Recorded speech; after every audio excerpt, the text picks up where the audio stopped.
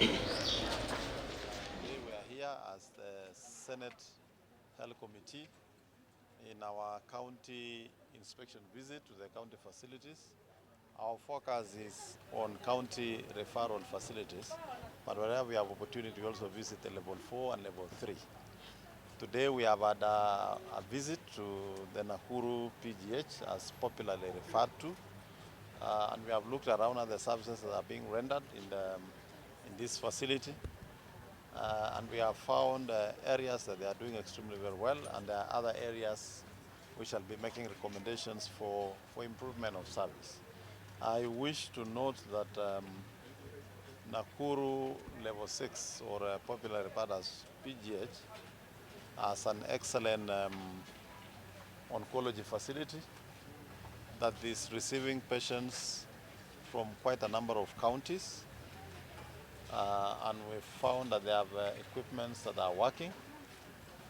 The equipments that have been acquired through the support of the national government, through the National Equipment Service Program, and the machines are in working condition. Two, we've also visited the maternity facility here, a facility that has a very high volume of deliveries, an average of 1,000 deliveries in a month. But we have also noted that the mortality rate is below the national average. If you compare the statistics of the mothers we lose through the national statistics compared to them, they are doing very well. And this is also associated to innovations in terms of the drugs that are being used. There is need for continued research.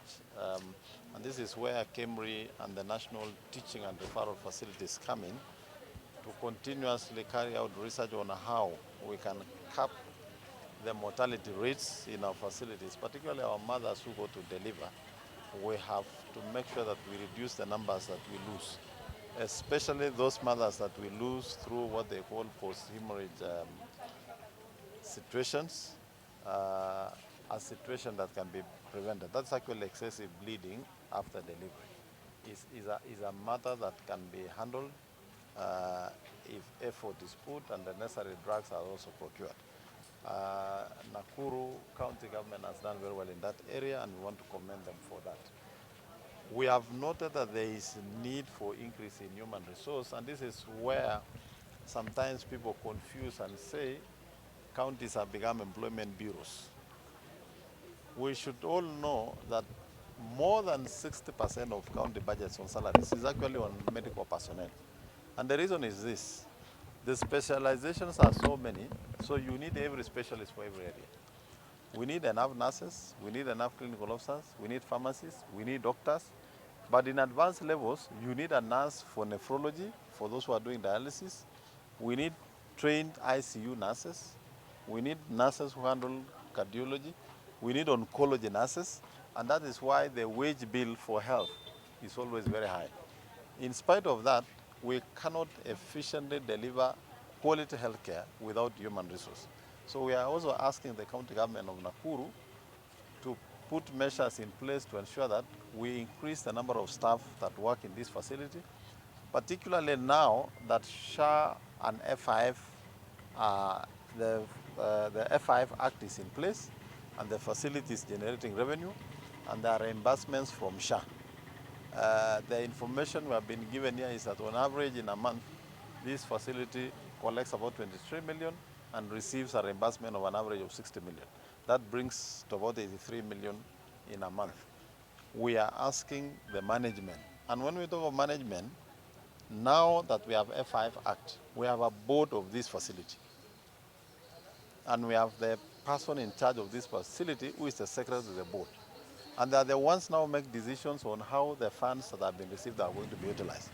We are recommending to them to consider adding additional staff so that the casualty here, that we've seen a very serious shortage. We have 2 nurses serving about 1,000 patients in a day. We have 2 doctors who are supposed to serve that population both day and in the night. We have about 4 clinical officers. That ratio, a patient to a medical worker, is very high. So we are recommending that using the F5 funds, they don't have to go back to the county, to the main budget. Using their own generated revenue, they can now address those issues. We have also seen the issue of drugs. The facility is well stocked, but we are only asking them to improve on the management of their records. We have also noted that this facility has the debts to KEMSA for Nakuru County are about 78 million. 3 million is owed by the county headquarters as a pharmacy that serves the county, and the 75 are on facilities. We are also asking the hospital management boards in those facilities to prioritize paying their debts to KEMSA to ensure steady supply of drugs. So I don't want to say more than that, but we are going to do our detailed report as a Senate committee, share with the county government. There are things they can sort in the short term. There are things that requires budgetary provision and allocation. We are going to make all those recommendations. But we are happy that SHA is working. At least we have confirmed that it is not only working, but it is actually reimbursing the money to the facilities, contrary to what we have been hearing in some sections of the media from some of our leaders. And I think one of the things that we also want to ask Kenyans and leaders is, let us not deny ordinary citizens the access to quality health care, taking advantage of small things and challenges that probably SHA is going through. SHA has just been rolled out this less than 3 years, but it's doing a good job. We have to continuously improve the system, but we must start somewhere. Those of us who are privileged, to have insurance, private insurance insuring us, we should not look down upon Kenyans who are receiving services from the insurance of SHA. And I dare say this, going into the future, government must consider abolishing private insurance for all public servants, whether state officers or public servants, so that all insurance should actually be on SHA. That way, all of us will work towards the improvement of SHA and making sure that the system is efficient and the health sector and the whole health sector environment in all our facilities is improved. So we want to urge county governments to utilize the reimbursements from SHA effectively and efficiently to make sure that all levels of facilities are actually working and citizens are receiving services. And I don't know why you want national government to address the strikes. One, we must appreciate that county governments are governments on their own, and they are independent entities, and they have county public service boards that are responsible for recruitment and promotion of staff. Every county and county governments sign what we call collective bargaining agreements. We only want to ask county governments to make sure that as they sign the collective bargaining agreements, they must also implement those collective bargaining agreements so that we avoid the issues of strikes. Secondly, let me say that the workload that is in our facilities is as a result of the shortage of the staff that we have. If you look at every facility in this country, public facilities, we still need more medical workers.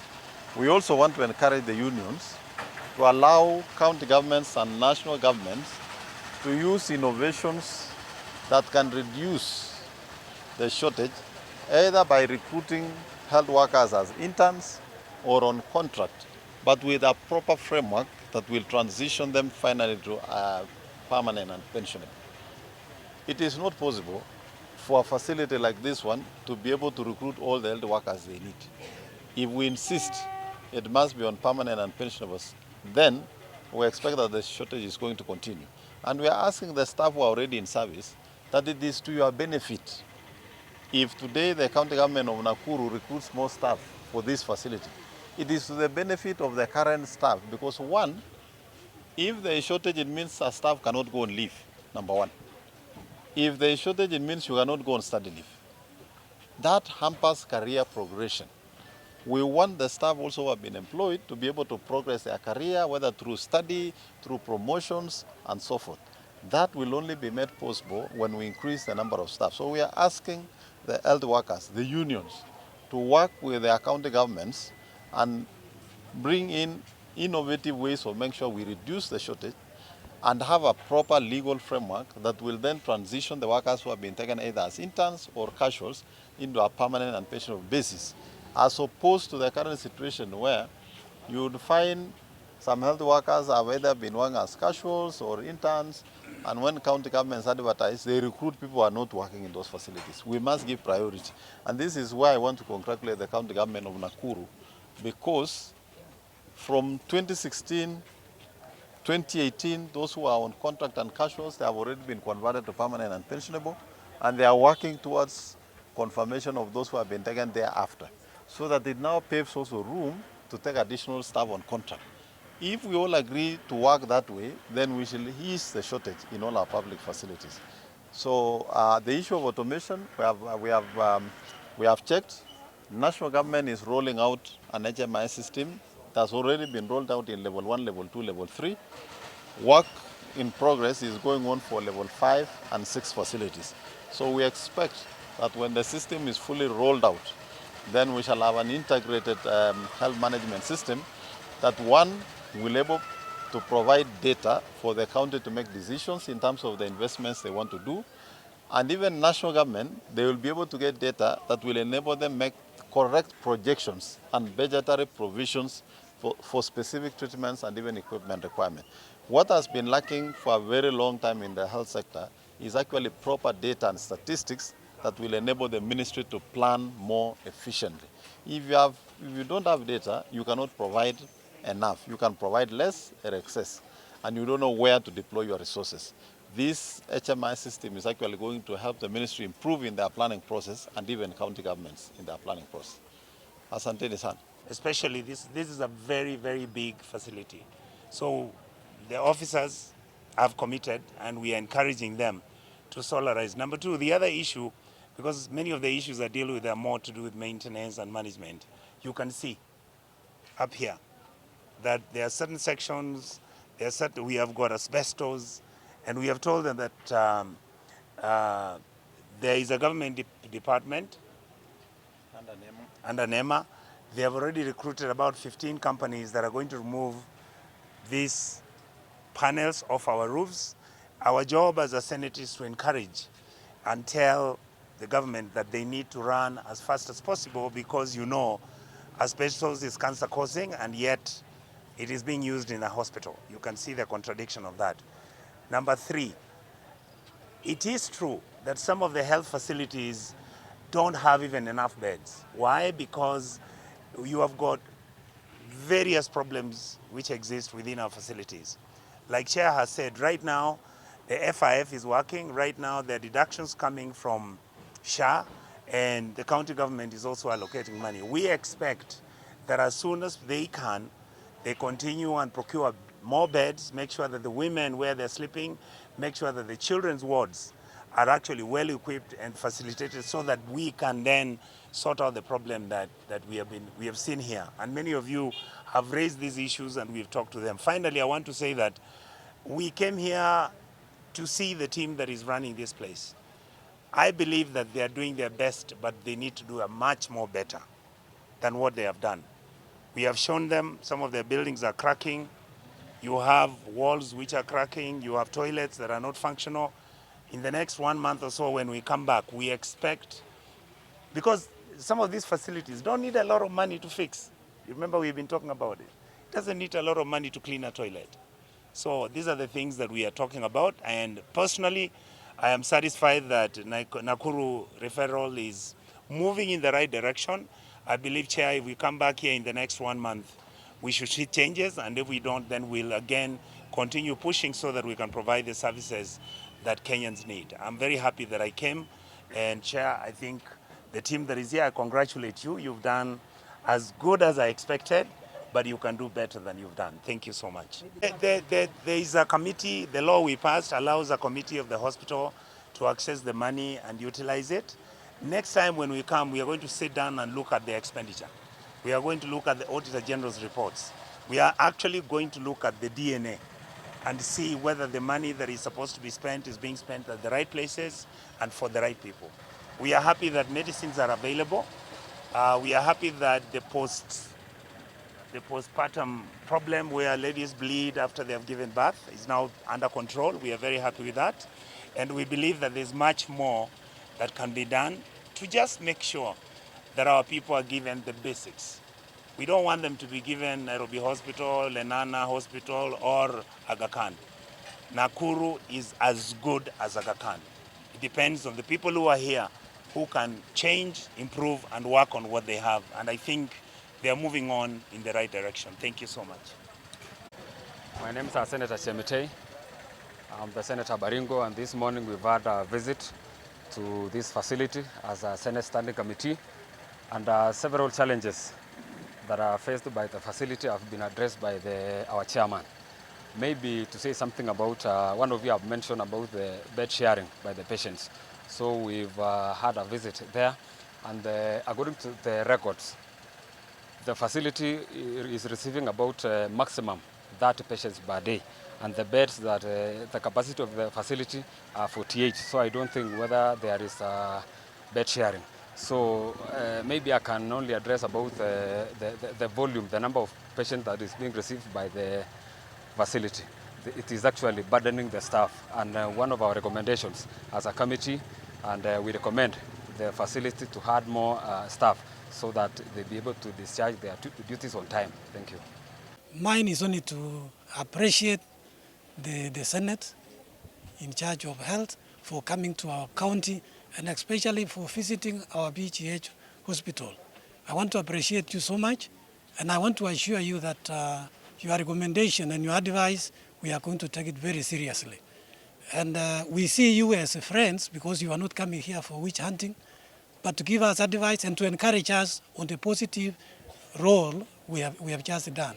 Otherwise, mine is only to welcome you and ask and say we really appreciate your coming, and you come again, because the more you come, the more we are going to improve in our facilities. Asanteni sana.